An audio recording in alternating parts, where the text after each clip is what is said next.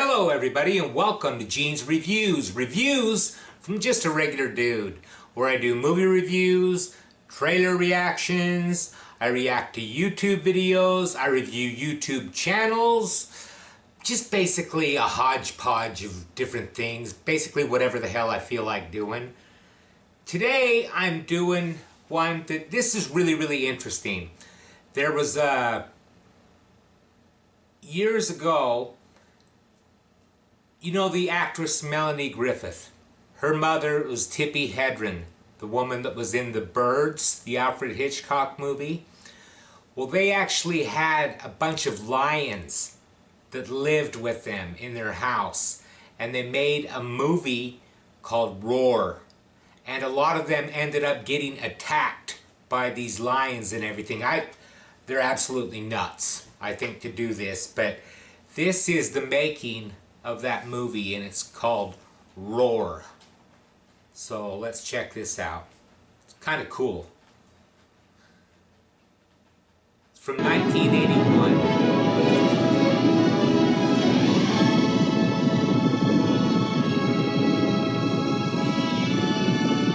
Yeah, they were actually filming a movie, and they actually lived with these lions. How it came about was Dad and Tippi went to Africa.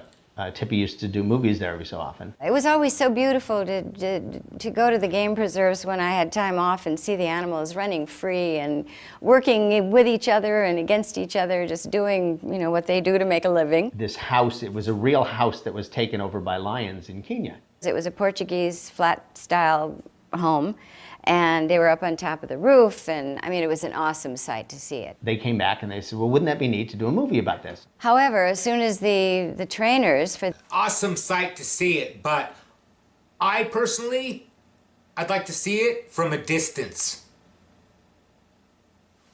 These Hollywood acting animals heard that we were going to have maybe 25 or 30 big cats working together.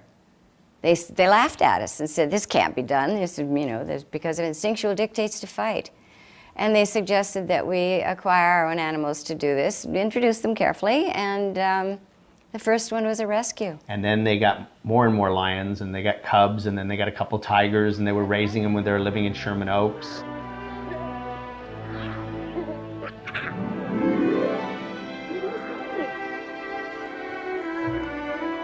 To take the newly born cubs and rear them, sort of introduce them to mankind and teach them not to eat people. It was I don't think you can. a very interesting time. And something that was amazing to have grown up with and lived through. It probably gave them insights to all kinds of things that don't usually happen to young people. There were very few people that made it all the way through the film.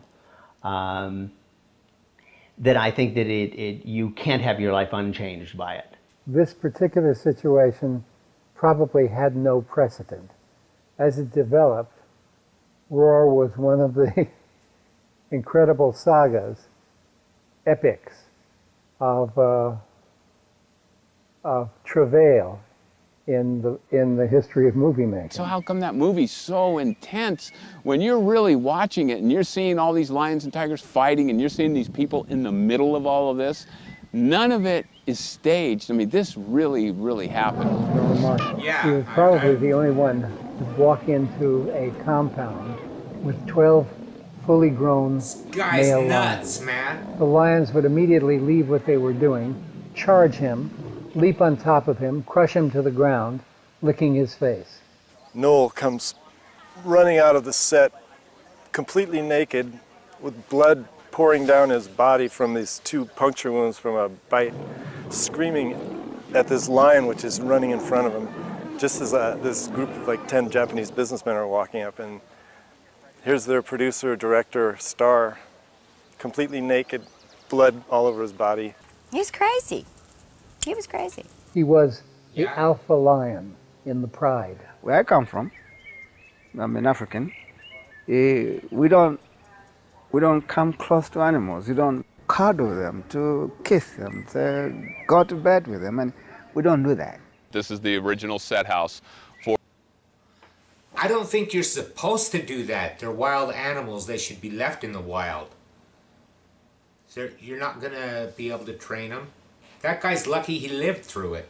Or the movie, and this place has been filled with lions and tigers, and they would set up big platforms and have camera people all on the platforms, and then Noel would turn loose the lions, and then the lions would hit the platforms, and then all the camera people would fall, and the platform would fall, and then half of them would get up, and one time they all quit. It was like someone called rap or cut or something or lunch. Everybody wondered where the whole crew was going, and the whole crew went, "This is nuts. This is nuts. We can't do this. This is nuts." And like 16 professional camera people went that way. On the upper deck, where we once shot a tremendous chase sequence where we had 8 lions that were supposed to go around the outside deck, and we had animal trainers with fire extinguishers on one side chasing the lions around. They made a tremendous noise.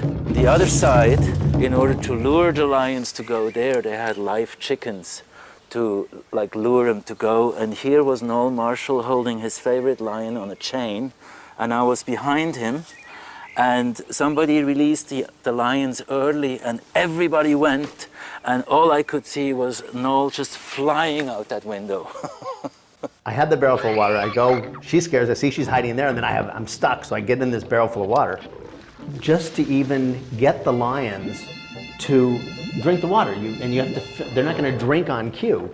So what would happen is we would have to leave them up on this hot roof for like 3 hours before we'd film. You give them salted meat, so to make them really thirsty.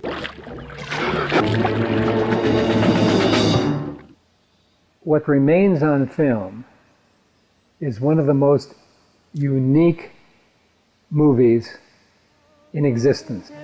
There is nothing else that attempts to deal with human-animal relationships in the way that Roar does, particularly with big cats, which we all seem to have some primal affection and admiration for.